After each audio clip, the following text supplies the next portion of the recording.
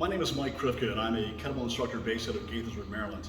I've got about 2 decades, a little over 2 decades of experience teaching and training with kettlebells, and I wanted to share some information with you about what I've seen on the internet for many years and as of late.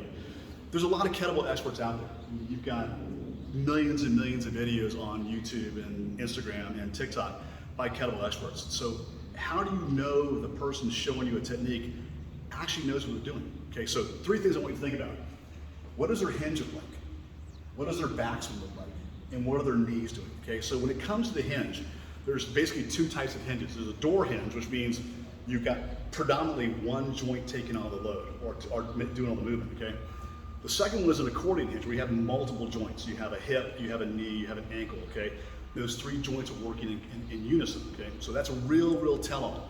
What are they doing with their hinge? Do they have a hinge? What's their hinge actually accomplishing, okay? The second one is the backswing. So what is the backswing? The backswing is the backbone behind everything we do with the kettlebell.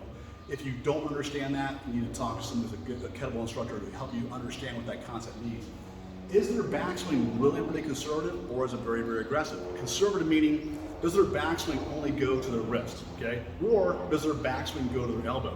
It's a completely different backswing, a completely different understanding of loading and how to unload that kettlebell, okay? And the third thing is their knees. Are their knees hard or are their knees soft, okay? Are their knees ballistically locking on their swings or cleans or snatches, okay? Or are all 3 joints locking at the same time? So those 3 elements will tell you a lot about the person you're looking at using that kettlebell. So I'm not trying to talk about styles or differences in organizations or abilities. I'm talking about a basic understanding of how to generate force and how the body works. If you have an instructor, or you are an instructor that has 1, 2, or 3 of those faults, actually there's 2 more, which I'm not going to go into today, okay? You need to think about what you're doing. You need to go back to the basics.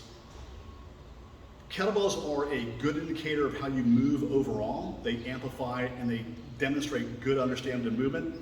If those 3 things, basically your hinge, your backswing, and your knees are faulting, then you have basic faults in your movement patterns. Something to think about, take a look at the top 10 videos on kettlebells and see how many of those faults you'll see. You'll see probably all 3 of them in the top 10 videos.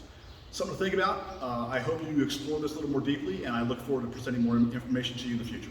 Thank you.